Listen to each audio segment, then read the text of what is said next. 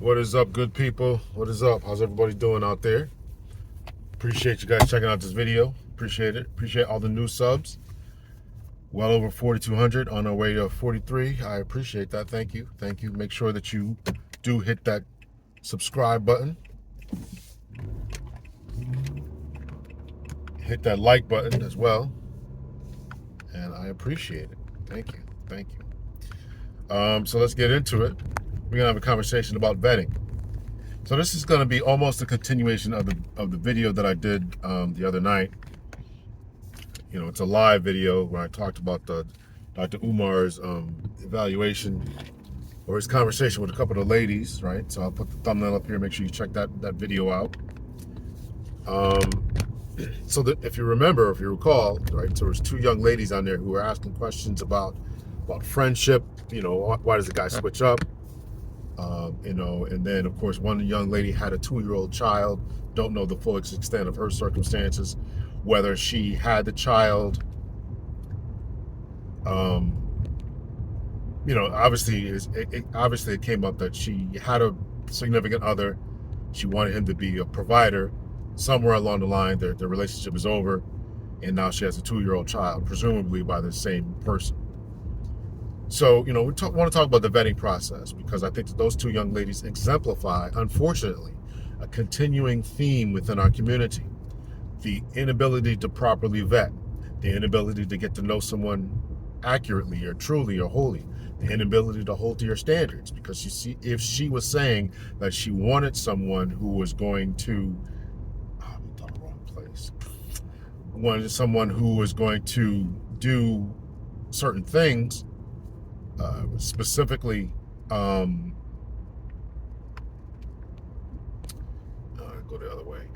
Specifically, be a provider when and if she had a baby, and if she has a baby and the guy's not there, right? That shows, you know, the inability to vet. Now, yes, there are men out there, surprisingly, shockingly, who are going to put on their best airs in order to get what they want. They're going to be, you know, actors for a little while, and then after they get what they want, they're either going to move on and not be there in the long haul. So how do we stop that, or at least minimalize that type of behavior? And this is about, you know, ladies doing a better job selecting men. And certainly I have, you know, addressed the men who are doing this and will continue to do so. You know, but let's you know, one thing at a time. We can't address everything in one video. So how do we do a better job of vetting? Again, these men are being chameleons. They're putting on airs. So how do you get through? How do you weed through this nonsense and try to figure out somebody who's going to be a long-standing, long-term partner? So let's go through it. So first is a common theme that ladies oftentimes are listening to potential, looking at potential, listening to the words that come out of their mouth. And that's why you really have to be on the lookout for those guys who really just know what to say at all times, right? They just, man, their voices and the words are just so silky smooth, and they just know how to put it on thick, and they just know how to talk you out of your panties, talk you out of your boundaries, talk you out of your senses, right? So you got to be on the lookout for that type of stuff, and you always got to have that perking ear. And so that's one thing, right? So you got to be on the lookout for that. So how to properly vet? Be on the lookout for people who always know what to say and all that kind of stuff. Doesn't mean that they're always dishonest, but this is a part of it. It's, this guy's always got the right answer. He's always got something to say, right? He's always, right? Smooth. He's smooth with it, right? Smooth with it. Can't fall for that all the time. So then you got to, you got to take a look at who and what they are. So let's back up for a minute here. First of all, you got to define what you want. What you want. Do you want a long-term life partner, marriage? What is it that you want? You just want your cheeks clapped, whatever. You just want companionship, romantic love. You got to define what that is. You got to be very, very specific, and you got to define what that is. And then you got to hold to that. You meet somebody else. If you are definitely intent on marriage, this is a situation that happened to me very, very recently. I met a nice young lady. She wanted marriage. I want to be married. She wanted to be married. I I was not ready for marriage. I'm not ready to do that. I'm not ready to do that. So she held her ground and said, okay, well, this ain't going anywhere. Nothing but respect and love for me.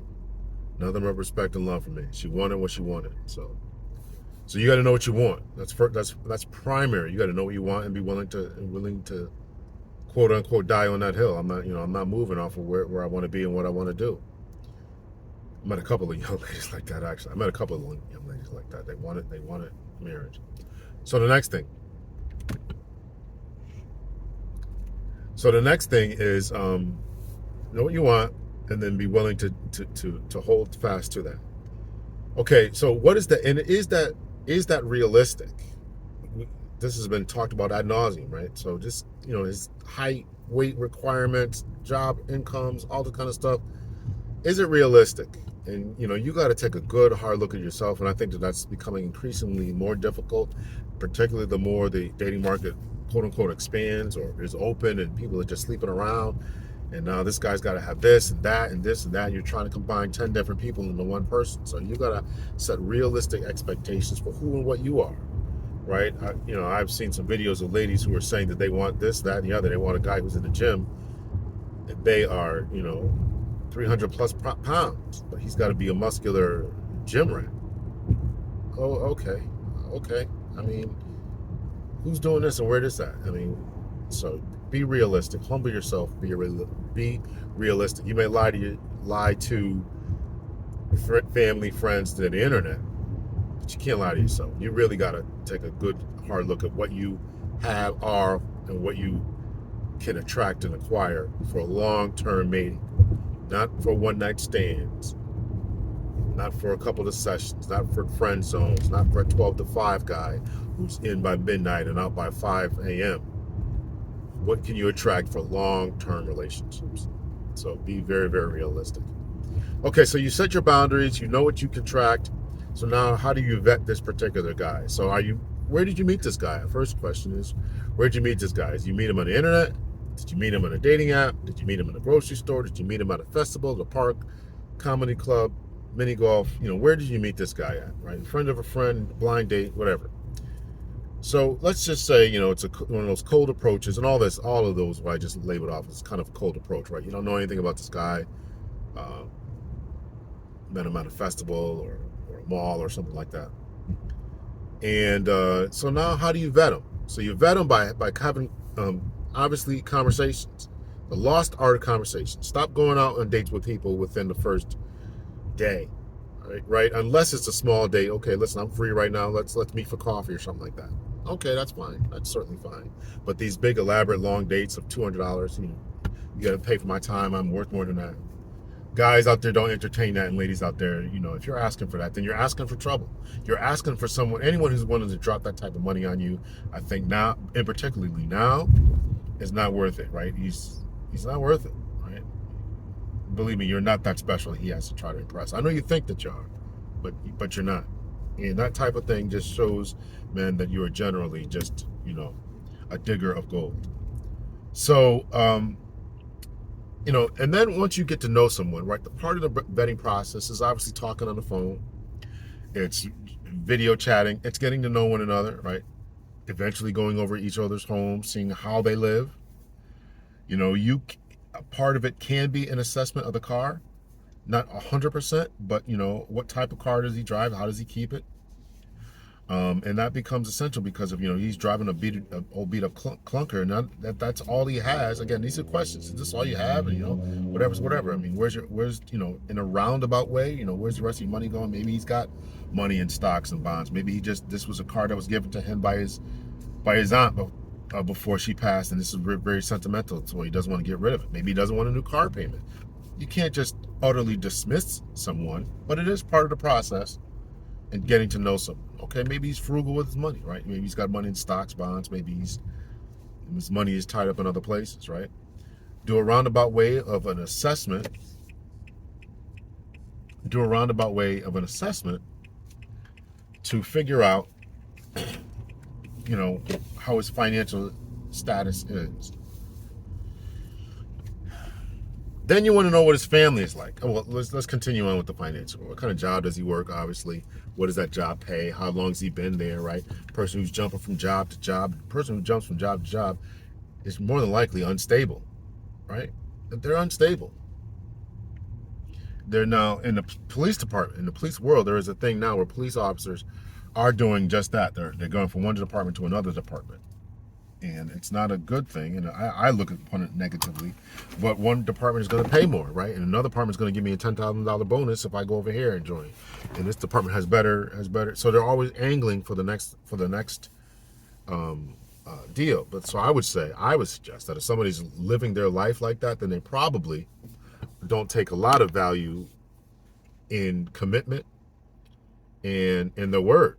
I think that comes down to your word. I think a lot of that comes down to your word, right? If you're willing to trade in a job for the best for the next upcoming thing, then it may influence their real life. It may translate into their real life. Upgrade me from time to time. So something to consider. Their job prospects and situations. Again, look at their family. I was just watching a video by my good friend Auntie Anita from Better Love Movement. She was talking about matriarchies, right? What kind of family did this man come from? Was this man raised amongst other strong men? Was this was he raised in a matriarchy where he is always constantly acquiescing to the demands of the females around him, his sisters, his aunts, his grandmother, and his mother? Does he have a backbone in order to stand up to these type of people? It may sound good. It may sound good on paper to say, man, okay, this guy really knows how to treat a lady. He knows how to defer to a lady. But you want a man with a backbone. And if you get that and things start going tough, he may resort to acting and responding like a female. Do you want that? Can you stand that? Can you handle that? Do you want to be the leader in your relationship? Do you want the man to be a leader? And men create other masculine leaders. And so a man has to be in a place where he is in his masculine at all times and able to lead. And I would say that a lot of men who have been raised in matriarchies are not in that type of position. So you gotta figure out what his family dynamic is. Continuing on with the family dynamic, what is his relationship like with his father? Relationship like with his mother, with his father, with his sister? How does he treat all these different people? If he has children, what's his relationship like with his children? How many children does he have? How many baby mothers does he have? And what was the cause of the relationship breakdown in all these particular situations? Does he get his child every week? Does he get his children every week? Does he pay constant child support? Is he a part of their life? Does he talk badly about his children's mother? Is he constantly downing these people? What is his relationship like with his mother-in-law? All of these have to go together, right? Mother-in-law, people will say what they want, but you should have a good relationship with these people, right? So what's his relationship like in his complete family dynamic? His relationship with other men in his life, his relationship with the women in his life, his relationship with his children, his former relationships. How long was he married, divorced, separated? Was he ever with his baby's mother? What happened with that? Right? This is all part of the vetting process, in particular if you're looking for something long-term. Because if you want long-term, these people might be in your life, right? These people might be in their life. They might be at cookouts and dinners and Christmas and going on family cruises and all the other stuff that people are doing now. These people might be there. So what's their relationship like? And is he going to put you as a priority? Is he going to put you as a priority when and if things start to go down? Do you know that this man is going to have your back? So let's get into a little bit about what Umar talked about with these young ladies, and you know, their inability to vet. So one of the sisters was on there talking about, the guy's always nice to me at first, right? They're nicest friendships, and then when I give them a chance, when I get into a relationship with them, then they switch up. Well, more than likely because they've gotten what they wanted. They got the cookie, and they don't feel it as if the same level of respect, same level of treatment, same level of cooperation, participation, sacrifice. It's probably the best word to put there, right? If a guy was willing to, you call this guy up, but you get out of work or whatever, and it's 11 o'clock at night, you come out, you figure out you got a flat tire. If he's your friend and he's coming over there doing that. He's coming over changing your tire or helping you out or whatever. And now he's your boyfriend, he's not doing that. Man, that's a clear sign. That's a clear sign that this man was just in it just to get what he wanted, and now he doesn't value you in that way, right? So you should always, as a man, always be available to help your woman. Protection and provision is part of masculinity and manhood in a relationship. So you got to make sure that you are vetting for all that type of stuff, right? A couple things I wrote down here. Yeah, education. What is his education? His status, goals, and I'm not talking about formal education, but I'm talking about, does he read? You might meet a nice construction worker, right, who cleans up real good, right? And or whatever, and maybe he's not formally educated beyond his construction certifications, whatever is involved with that. But maybe the man likes to read, or maybe he listens to audiobooks. I know a lot of truckers, who just go on the road and they listen to audiobooks and podcasts, educational stuff, right? So that's education, right? They know what's going on in the world. They know, probably more about stocks and bonds than a lot of us, or crypto and all this stuff, right? So are they able to teach you something? Are they able to contribute to a conversation? I know it's a lot of guys listen to political podcasts, right? So they know what's going on with politics and who's doing what and where and all this kind of stuff. So you really have to look at this as his level of education. Where's he going? Is he driving trucks today? But his goal is within the next 5 years to own a trucking company. So all of that plays a part in the vetting process. His dreams, his goals, his future plans, his education. How's his cleanliness and his hygiene, right? How's his cleanliness and his hygiene? Does he clean his house? I hire a housekeeper because I'm not the best at it, but I know my limitations. So, what's all that like? How does his fingers and fingernails look? How does his teeth? Does his breath, hygiene, all that? Does he keep his hair combed, tied, freshly braided, whatever he's got going on? Is it fresh and looking good and smelling good and all that? You got to give time, man. The vetting process is giving time. And a lot of that is just going to take time about being with him. How is he when he gets mad? How is he when he gets sad? How is he when he gets mad? Is he angry? Does he throw things? I'm assuming also that part of this, that you've done a little bit of legwork as far as background checks, running his name through different state databases, seeing if he's wanted, got warrants, what his arrest record is, do whatever you can do as far as that. If you need to hire a private investigator, don't be afraid to do that, right? So get to know these people, right? Give them time. Don't forget to have your friends vet them too. Friends and family. Invite them over for a game night. Invite them over to, when you're, for males and females. So when your brothers or cousins or whatever are getting together to watch the game, it's like, oh, long-term relationship. Hey, listen, my brothers are, they're having a game, having a game night, or they're watching a game, watching the championship, whatever. Once I would like if you go hang out with them. Tell your brother, this guy's coming over, treat him well, and see how he interacts with them. And a couple of times.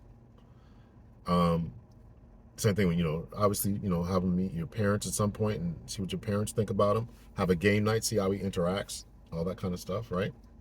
Game nights are important. Game nights are important because people get mad at game nights.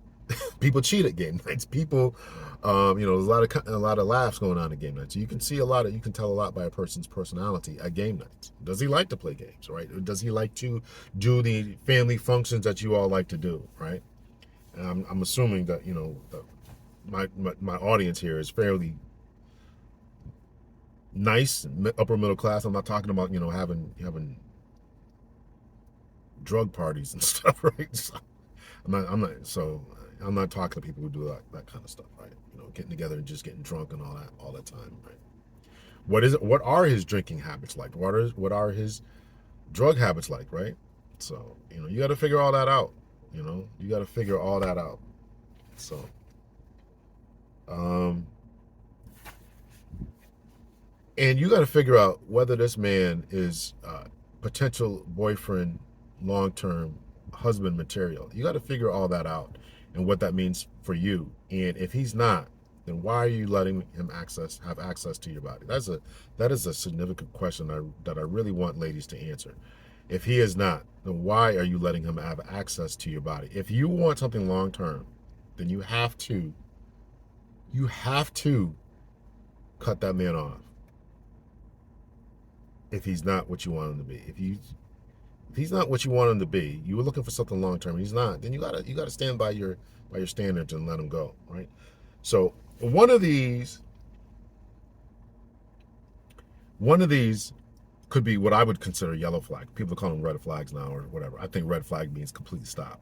So I'm calling them yellow flags, caution, right? Just use some caution. So one of these, maybe he.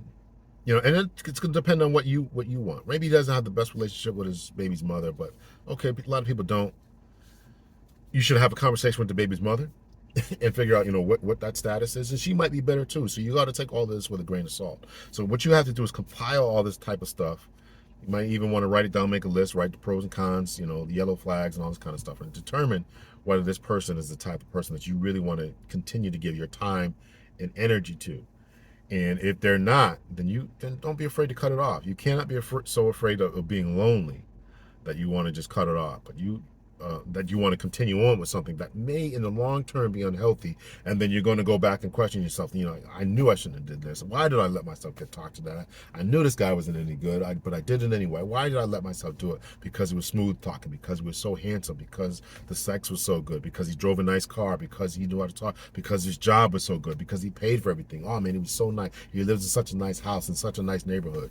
Right, you got to put all of this stuff together. If you don't want to question yourself about the decision that you made, then listen to Big L and really do a solid assessment. After these game nights, after you've met your family, ask them, sit them down. Like, what do you think about this? What do you think about his personality, his hygiene? What do you think about his ability to interact? Do you think he would be a good fit for our family? What do you think about all that? Right? You got to assess his family too, right? Do the same thing. Go over to his house and to his game nights or whatever they got going on, and just their cookouts and stuff, right? And just assess what's going on. Can I fit in with here? Is there comedy? The same thing that I like, right? How do they talk to each other, right? Do they belittle each other? I do not tolerate. I do not tolerate anybody who talks negatively about other people. I don't. Jokingly, like running the dozens or whatever you call it where you're from, the running the dozens, or we used to call it cracking where I'm from, like cracking on people, running the dozens. So I don't like any of that. I don't like any of that because I've seen as a 50-year-old guy now, right, doing that stuff when you're in your teenagers and 20s. I know people are still wrestling with the stuff that their family members said about them doing those type of stuff. So you got to figure out what your kickers are, what you go on, and determine whether you can deal with that. Because I can't deal with that. That's one of the things that's a no-go for me. If I go to somebody's house and they're doing this and doing that, and no, not me. Now, should that be a deal breaker for the family, for any type of family that you would have? Maybe just tolerate it for when you get together for Christmas or whatever. Oh, okay. But I'm going to tell you what, that's not coming in this house. That type of behavior, I'm going to make it up front, clear, plain, and up front. That type of behavior is unacceptable. And this is something people ask me, about some stuff that I wish that I said this in another video I made about what I wish I would do differently. And that is something that I wish I would have held to that a long time, because that type of stuff takes a long time to overcome. It takes a long time to overcome. So that's definitely something I wish that I would have been a little bit stronger, a lot stronger about. No, we don't bring that in here, right? We don't bring that in here. Also, I told you before, I don't tolerate anybody who talks bad or swears at me. I don't care how mad you get, right? You swear at me, it's over. You effing a-hole. Well, it's over. It's over. It's over. I make that known from jump. From jump. Do not ever swear at me. And conversely, I don't swear at you. I try not to swear in these videos. I'm not, that shows to me just an ultimate sign of disrespect. It's the ultimate sign of disrespect. It's the ultimate sign of disrespect to call somebody out their name. I don't claim to be the most religious person in the world anymore, but for the religious folks that watch, right? This is a big deal. Jesus talked about this he talked about that, right? Because he said, religious folks out there, he said, don't call each other out of your name, because when you do that, these people are the image of God, and God is not an effing a-hole. He's not all these different words that people call each other. So if you really believe that, and I took that to heart when I was in church, right? Don't call me out my name. So those are different ideas that I'm giving in order to solidify the vetting process, or to help you with the vetting process. You have to take the whole constitution of the person, right? You have to look at their goals, their dreams, their desires, their financial situation, their emotional stability, they're in therapy, their mental health, right? And you have to do it for a sustained period of time, as the young ladies in the video with Umar talked about. These guys can put on a mask for a certain length of time, but after they get what they want, that's when the rubber meets the road. And if you give it to them too soon, they're not going to respect you, and they might even turn into disrespect. And if you make them wait too long, that's a whole other conversation about the 90-day rules and all that kind of stuff. I talked about that in another video, but you really have to watch it as far as where you're going with all that, right? So you have to be very, very cautious in giving away. Ladies have to be very cautious in giving away their body, right? There's not only the risks of unwanted pregnancies, but there's also the risk of diseases, right? And you got to figure out all this type of stuff, right? Figure out this guy's past, where he came from. Does he have a prison record? Any felonies? Anything that's going to pop up, right? Remember that lady who did like 72 TikTok videos or something like that, talking about how she married some guy and got pregnant and all this kind of crazy stuff. And meanwhile, this dude, she didn't vet this man. It was 72 videos or 75 videos or whatever it was of, I didn't know how to vet a man. That's what it was. That's what it was. It was 75 videos of her not knowing, and then she got a talk shows about how foolish she was. It's crazy. I didn't know how to vet a man. I didn't take my time to get to know him. I let him have access to. I moved him in, and then even though I knew all these red flags were going on, I married him. What? What? So you really have to be very, very cautious and careful. You have to put all this together. Think about it. Don't be led by your emotions.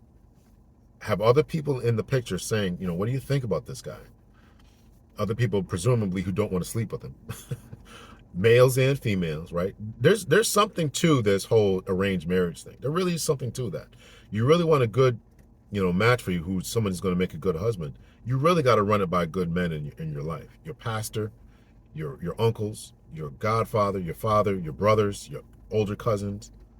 All of these people have to be older than you, right? They have to have some wisdom to them.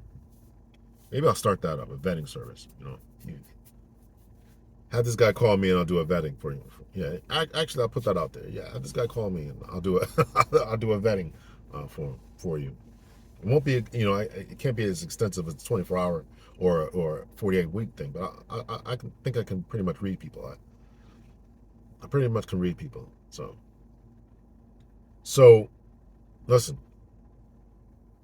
this is some of the ideas that I've had about vetting people. It's a process. It's not going to happen overnight. It's not going to happen in a week. You can't be all starry-eyed, particularly if you're looking for something that is long term. Long term. You have to do this. So I want to make this about the lady seeking for the men. I'll think about this. It probably can go for the lady seek. I'm going to think about this a little bit more, and I may do a second video about the men seeking women, what you should be looking for in a woman. Matter of fact, I think I can do that. So be on the lookout for that. But in the meantime, let me know your thoughts, your opinions. Keep the conversation going in the comment section. I actually love the comments, even the ones who disagree with me. I know that you guys are wrong, but I do appreciate the conversation. So keep them coming. So let me know your thoughts, your opinions. Please, if you made it this far, hit that like button. The question was asked the other day about how can we, get us more well known and stuff. It comes through liking the videos, commenting. Sharing the videos as people have been doing. Share the videos. And my friend and Dr. B and I are definitely available for talks, for speeches, counseling sessions. He does counseling. I only do life coaching. Not only, but I do live coaching. And what else do I do? Life coaching. If you got a big interview coming up, interview preparation, resume review, things along those lines. And also, I'm going to start doing a Run a Brother by Me University. Have them call me so I can do a vetting. Big L's vetting. We call it that, Big L's vetting. So let me know your thoughts and your opinions. Much love and peace, everyone. I'll talk to you guys again.